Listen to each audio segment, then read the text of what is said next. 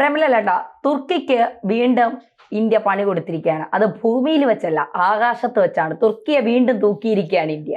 അതായത് ഈ വോളിബോളിൽ ഒരു പന്ത് ഇങ്ങനെ തട്ടി വിടുമ്പോൾ പന്ത് എയറിൽ നിൽക്കുമ്പോൾ വീണ്ടും തട്ടില്ലേ, അതേപോലുള്ളൊരു അവസ്ഥയിലാണ് ഇപ്പോൾ തുർക്കി. നിലവിൽ ഇൻഡിഗോ എയർലൈൻസ്, അത് ഇന്ത്യയിൽ സർവീസ് നടത്തുന്ന ഒരു ആഭ്യന്തര വിമാന സർവീസ് കമ്പനിയാണ്. ഇന്ത്യക്കകത്തും പുറത്തും ഒക്കെ അവർ സർവീസ് നടത്തുന്നുണ്ട്. അവർക്ക് മൊത്തം 400 വിമാനങ്ങളാണ് അവരുടെ ഫ്ലീറ്റിലുള്ളത്. മൊത്തം വിമാനങ്ങളുടെ എണ്ണമാണ് ഈ ഫ്ലീറ്റ് എന്ന് പറയുക. അതിൽ 2 എണ്ണം തുർക്കിയിൽ നിന്ന് വാടകയ്ക്കെടുത്താണ്. തുർക്കിഷ് എയർലൈൻസിൽ നിന്ന് വാടകയ്ക്കെടുത്ത ബോയിങ് 777 വിമാനമാണ്. അപ്പോൾ ഇതിൻ്റെ ഈ എഗ്രിമെൻറ്റിൻ്റെ കാലാവധി, അതായത് നമ്മുടെ വ്യോമയാന മന്ത്രാലയമാണ് പുതുക്കി കൊടുക്കേണ്ടത്. അവരുടെ അനുമതിയോടുകൂടിയേ ഇങ്ങനെ വാടകയ്ക്കെടുക്കൽ നടക്കുകയുള്ളൂ. ആ അനുമതിയുടെ കാലാവധി ഈ 31-ാം തീയതി, അതായത് നാളെ പൂർത്തിയാകുകയാണ്. അപ്പോൾ ഇത് പുതുക്കി കിട്ടണമെന്ന് ആവശ്യപ്പെട്ടുകൊണ്ട് വ്യോമയാന മന്ത്രാലയത്തിന് കത്ത് നൽകിയിരുന്നു. പക്ഷേ അത് നിരസിച്ചു. അപ്പോൾ ഈ കമ്പനി ഒരു അഭ്യർത്ഥന നടത്തി. അതായത് പെട്ടെന്ന് ഇങ്ങനെ നിരസിച്ചു കഴിഞ്ഞാൽ ഇത് ഈ വിമാനത്തിൽ യാത്ര ചെയ്യാൻ യാത്രക്കാരൊക്കെ ഒരുപാട് ബുക്ക് ചെയ്തിട്ടുണ്ടാകുമല്ലോ, അപ്പോൾ അത് റദ്ദാക്കേണ്ടി വരും. അപ്പം പാസഞ്ചേഴ്സിന് വലിയ അസൗകര്യം ഉണ്ടാവും. അപ്പോൾ അത് പരിഗണിക്കണമെന്ന് പറഞ്ഞപ്പോൾ ഒരു 3 മാസത്തെ സാവകാശം കൊടുത്തിട്ടുണ്ട്. ഇത് പ്രകാരം ഏതാണ്ട് 31/8/2025 ഈ പറയുന്ന തുർക്കിഷ് എയർലൈൻസ് ഇവിടുന്ന് കൂടും കുടുക്കിയെടുത്ത് ഇറങ്ങണം. പിന്നെ ഒരു സംഗതിയുണ്ട്, ഇവർ ഈ അപേക്ഷ കൊടുത്തതെന്ന് പറയുന്ന 6 മാസത്തേക്ക് കരാർ പുതുക്കി നൽകണമെന്ന് ആവശ്യപ്പെട്ടുകൊണ്ടായിരുന്നു. ആ പരിപാടി ഇനി വേണ്ട, 3 മാസം കൊണ്ട് കഴിഞ്ഞു, അതോടെ തീർന്നു. ഇതാണ് ഇപ്പോൾ തീരുമാനിച്ചിരിക്കുന്നത്. നേരത്തെ ഇതേപോലെ തുർക്കിയുടെ ഒരു വിമാനത്താവളങ്ങളിലെ ഈ ഗ്രൗണ്ട് ക്ലിയറൻസ്, അതായത് യാത്രക്കാരുടെ പോകൽ വരവ് മറ്റ് സെക്യൂരിറ്റി അതേപോലുള്ള കാര്യങ്ങളൊക്കെ നോക്കുന്ന ഒരു കമ്പനി ഉണ്ടായിരുന്നു. ആ കമ്പനിയുടെ പേര് സെലിബി ഏവിയേഷൻ. അത് ഈ ഗ്രൗണ്ട് ക്ലിയറൻസ് നടത്തുന്ന കമ്പനിയാണ്. അത് ഏതാണ്ട് 9ഓളം വിമാനത്താവളങ്ങളിൽ, ഡൽഹി, മുംബൈ അടക്കമുള്ള പ്രധാനപ്പെട്ട നഗരങ്ങളിലെ അടക്കം 9 വിമാനത്താവളങ്ങളിൽ ഇവരൊക്കെയായിരുന്നു ഈ കരാറുണ്ടായിരുന്നു. അപ്പോൾ ഈ കരാർ നമ്മൾ ഈ ഓപ്പറേഷൻ സിന്ദൂറിൻ്റെ പശ്ചാത്തലത്തിൽ റദ്ദാക്കിയിരുന്നു. കാര്യം തുർക്കി പാകിസ്ഥാനെ കൈമേയും മറന്ന് സഹായിച്ചിരുന്നല്ലോ. അപ്പോൾ അതിൻ്റെ പശ്ചാത്തലത്തിൽ റദ്ദാക്കി. അപ്പോൾ അതിനെ റദ്ദാക്കാനായിട്ടുള്ള സാഹചര്യം, ഈ പറയുന്ന ഇത്തരം വിമാനത്താവളങ്ങളിൽ ഇത്തരം കരാർ എടുക്കുന്നതിന് ഓരോ സ്ഥാപനത്തിനും വ്യോമയാന മന്ത്രാലയത്തിൻ്റെ സെക്യൂരിറ്റി ക്ലിയറൻസ്, സുരക്ഷാ ക്ലിയറൻസ് നിർബന്ധമാണ്.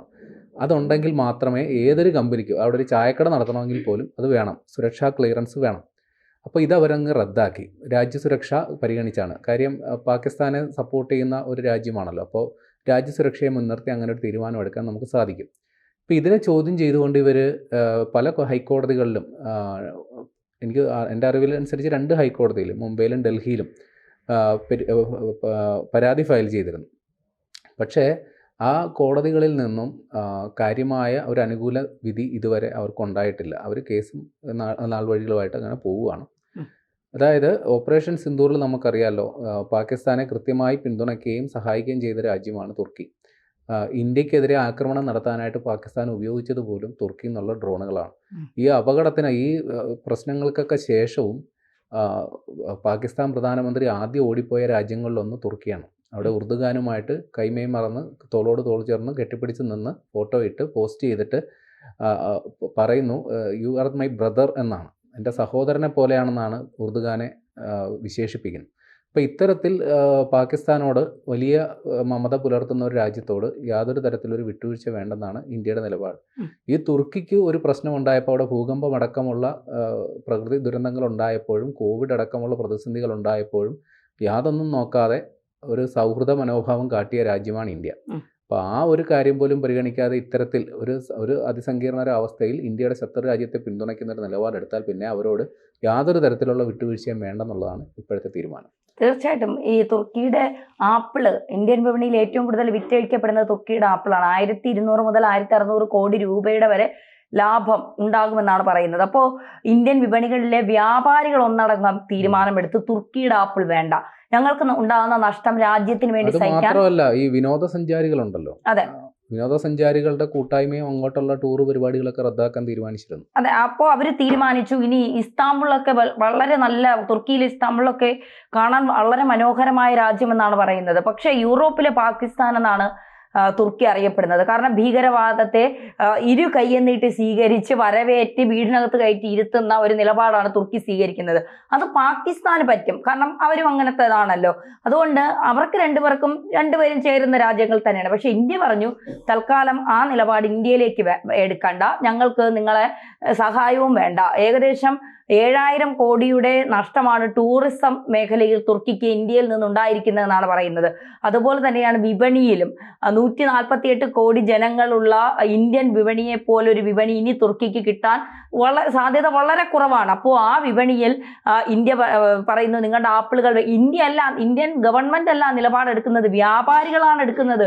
ഞങ്ങളുടെ ഇന്ത്യയെ തൊടാൻ പാകിസ്ഥാനെ സഹായിച്ച തുർക്കിയുടെ ആപ്പിളുകൾ ഞങ്ങൾക്ക് വേണ്ട, ഞങ്ങൾ ഇനി അത് ഇറാനിൽ നിന്നോ മറ്റേതെങ്കിലും രാജ്യങ്ങളിൽ നിന്നോ എടുത്തോളാം, തുർക്കിയുടെ ആപ്പിൾ ഞങ്ങൾക്ക് ഇനി വേണ്ട എന്നുള്ള കൃത്യമായ നിലപാട് അവർ സ്വീകരിക്കുന്നു. മാത്രമല്ല ഇന്ത്യ കൃത്യമായി പറയുന്നു തുർക്കിയുടെ ഒരു സാധനങ്ങളും ഇനി ഇന്ത്യയിൽ വേണ്ട, ടൂറിസ്റ്റ് പരമായും വ്യോമ രീതിയിലുമുള്ള സഹായങ്ങൾ തുർക്കിയിൽ നിന്ന് ഇന്ത്യക്ക് വേണ്ട, ആ നഷ്ടങ്ങൾ സഹിക്കാൻ ഞങ്ങൾ തയ്യാറ് തന്നെയാണ്. കാരണം ഈ പഹൽഗാം ഭീകരാക്രമണ സമയത്ത് ഒരു ആയുധം പോലും ഇല്ലാതിരുന്ന പാകിസ്ഥാന് അങ്ങോട്ട് പോയി ആയുധം കൊടുത്തപ്പോൾ ലോകരാജ്യങ്ങൾ ചോദിച്ചു എന്തിനാണ് തുർക്കി ഇപ്പോൾ പാകിസ്ഥാന് പോകുന്നത്? അത് ഞങ്ങളുടെ ചരക്ക് വിമാനം പോയപ്പോൾ ഡീസൽ തീർന്നു, ഇന്ധനം തീർന്നു, ആ ഇന്ധനം നിറയ്ക്കാൻ ഞങ്ങൾ പാകിസ്ഥാനിൽ ഇറക്കിയതാണ്. പട്ടിണി കിടന്ന് വെള്ളമില്ലാതെ ജനങ്ങൾ നട്ടം തിരിയുന്ന രാജ്യത്ത് ഇറക്കി ഇന്ധനം അടിക്കാൻ വേണ്ടി ഞങ്ങൾ ഇറക്കിയത്. ഒരു ചരക്ക് കപ്പൽ വന്നപ്പോഴും ഇത് തന്നെയാണ് തുർക്കി പറഞ്ഞത്. അപ്പൊ ഇന്ത്യക്ക് മനസ്സിലായി, ലോകരാജ്യങ്ങൾക്ക് മനസ്സിലായി തുർക്കി ആയുധങ്ങളും കൊണ്ട് പോയതാണ്. ചൈന നേരത്തെ പോയിരുന്നു, അതിന് പിന്നാലെ തുർക്കി. പക്ഷെ ചൈന പാകിസ്ഥാനിൽ കുറെ നിക്ഷേപങ്ങളൊക്കെ ചൈനയ്ക്ക് നടത്തണമെന്ന് ആഗ്രഹമുണ്ടെങ്കിലും പാകിസ്ഥാൻ ഒരിക്കലും രക്ഷപ്പെടില്ല എന്ന് ചൈനയ്ക്ക് അറിയാം. ഇന്ത്യയെ സംബന്ധിച്ച് ഇന്ത്യ വളരുന്ന രാജ്യമാണ്, കുതിക്കുന്ന രാജ്യമാണ്. അപ്പോൾ ഇന്ത്യയിൽ എന്തെങ്കിലുമൊക്കെ നടത്തിയാൽ തങ്ങൾക്ക് അതിൽ നിന്ന് ലാഭം ഉണ്ടാകും. അതുകൊണ്ട് ഇന്ത്യ പിണക്കണ്ട എന്ന ഒരു പ്രത്യക്ഷ നിലപാട് ചൈനയ്ക്കുണ്ട്. പക്ഷെ തുർക്കിക്ക് അതുപോലുമില്ല. തുർക്കി പറയുന്നത് ഇനി എന്തൊക്കെ പറഞ്ഞാലും പാകിസ്ഥാനുമായി ഞങ്ങൾ പിരിയില്ല, ഞങ്ങൾ പാകിസ്ഥാനെ ചേർത്ത് നിർത്തും, പാകിസ്ഥാൻ ഞങ്ങൾക്ക് സഹോദരങ്ങളെ പോലെയാണ്. ഇനി ഇന്ത്യ ഞങ്ങളെ ഏതൊക്കെ തരത്തിൽ ബഹിഷ്കരിച്ചാലും അതൊന്നും ഞങ്ങളെ ബാധിക്കുന്ന കാര്യമല്ല. പക്ഷെ അതിപ്പോ പറയും, ഇന്ത്യയുടെ ബഹിഷ്കരണം കടുക്കുമ്പോൾ കൃത്യമായി വരിഞ്ഞു മുറുകും തുർക്കി എന്നുള്ള കാര്യത്തിൽ സംശയം വേണ്ട, അല്ലെ? ഈ ഒരു വിഷയവുമായി ബന്ധപ്പെട്ട് ഇൻഡിഗോ വിമാനം അതിന്റെ അധികൃതർ ഇതുമായി ബന്ധപ്പെട്ട് എന്തെങ്കിലും പ്രതികരണം നടത്തിയിട്ടുണ്ടോ? അതിൻ്റെ CEO പീറ്റർ എൽബേഴ്സ് അയാൾ NDTVക്ക് ഒരു പ്രതികരണം കൊടുത്തിട്ടുണ്ട്. അതിൽ പറയുന്നത് വിമാന സർവീസുകൾ, അതായത് ഇൻഡിഗോ ആയാലും ശരി ഏത് കമ്പനിയാണെങ്കിലും ശരി, അത് പ്രവർത്തിക്കുന്നത് രാജ്യത്തെ നിലവിലുള്ള നിയമവും നിർദ്ദേശങ്ങളും ഒക്കെ പാലിച്ചിട്ടാണ്. അപ്പോൾ അതിലെന്തെങ്കിലും ഒരു ഭേദഗതി ഉണ്ടെങ്കിൽ അത് തീർച്ചയായിട്ടും അത് അനുസരിക്കാൻ ഞങ്ങൾ ബാധ്യസ്ഥരാണ്. ഇപ്പോൾ ഇത് മൂലം യാത്രക്കാർക്ക് എന്തെങ്കിലും ബുദ്ധിമുട്ടുണ്ടെങ്കിൽ അത് പരിഹരിക്കേണ്ട ഉത്തരവാദിത്തം ഞങ്ങൾക്കാണ്, സർക്കാരിനല്ല. കാരണം സേവനദാതാക്കൾ ഞങ്ങളാണ്. അപ്പോൾ ഈ കാര്യത്തിൽ ഇത്തരത്തിലൊരു നിലപാട് വ്യോമയാന മന്ത്രാലയം എടുക്കുമ്പോൾ അതിലൊരു നീരസം അവർക്കില്ല. അത് മാത്രമല്ല 2 വിമാനങ്ങൾ മാത്രമാണ് അവർക്കുള്ളത്. എനിക്ക് തോന്നുന്നു അത് വലിയ പ്രശ്നം അവർക്ക് ഉണ്ടാക്കില്ലെന്നും തോന്നുന്നു. ഏതായാലും ആ 2 വിമാനങ്ങളുടെ എണ്ണമല്ല, അങ്ങനെ ഒരു നിലപാടിൽ ആ കമ്പനി എത്തുന്നു, അങ്ങനെ ഒരു നിലപാട് വ്യോമയാന മന്ത്രാലയം എടുക്കുന്നു എന്നുള്ളതിലാണ് കാര്യം. അതെ, തീർച്ചയായിട്ടും.